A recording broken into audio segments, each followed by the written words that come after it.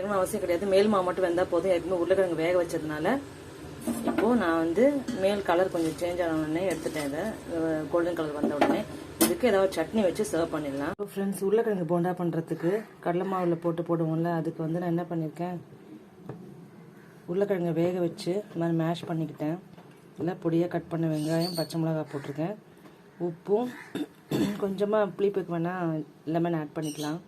இப்போ இதில் கடலை மாவு, அரிசி மாவு, கடலை மாவு 2 கப்புனா அரிசி மாவு 1 கப் இப்படி போட்டுக்கோங்க. இஞ்சி பூண்டு பேஸ்ட்டு, அதுக்கப்புறம் நம்ம பச்சை மிளகாய் போட்டுக்கிறதுனால நான் வெறும் காஷ்மீரி சில்லி தான் ஆட் பண்ணியிருக்கேன். உப்பு இதெல்லாம் போட்டு பிசைஞ்சிக்கலாம். ஒட்டி வச்சுக்கிட்டு இப்போ எண்ணெய் காஞ்சிடுச்சு. மாவை இந்த மாதிரி லூஸாக கரைச்சி வச்சுக்கோங்க. கரைச்சி வச்சுக்கிட்டு டிப் பண்ணி